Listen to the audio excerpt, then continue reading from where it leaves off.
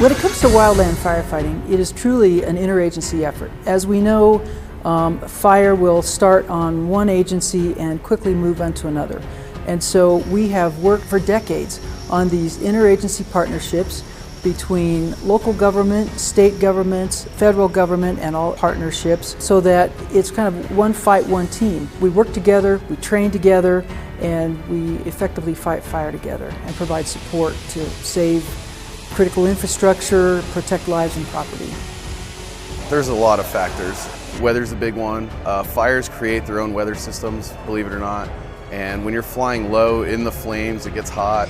You have a 14,000 pound plus system in the back of the airplane. You're very heavy, flying at almost the max capacity for takeoff. So when you have that and you start adding closer to the ground, you don't have a lot of time for error. You're really low, you're really slow, and that's a huge safety factor in itself.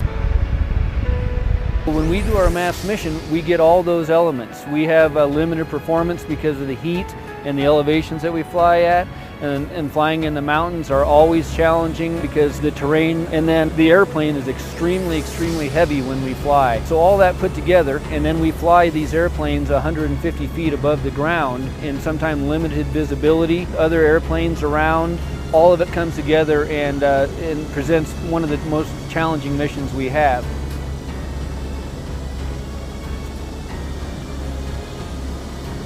The real challenge is at the real fire, but most of the people that we have actually instructing us have been doing this for quite some time. So in most cases they have the breadth of experience so that we can actually discuss the what if, so that it's not the first time that we've thought about the concept when we actually encounter it on a real fire. Still holding 130. This is your line. That's line.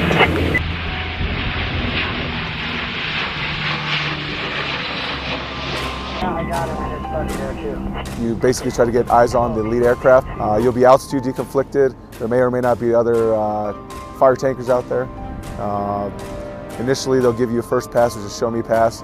That's kind of just a rough walkthrough to show you exactly where they're going to want you to lay the retardant or the water. Once you've got a good grasp, you'll be cleared down to the drop altitude, and at that point is where you're following the lead in and making a drop based on what the ground people need to help either fight the fire or prevent the advancement of it. That all looks pretty good, so I think we're A firefighting mission goes wherever the fire requires us to go. So we are a support asset and we're a surge capability. The civilian tanker force is the primary call that the Forest Service will use. Once they need a surge, they'll make a request through the military chain of command, and then we can go out and support the fires.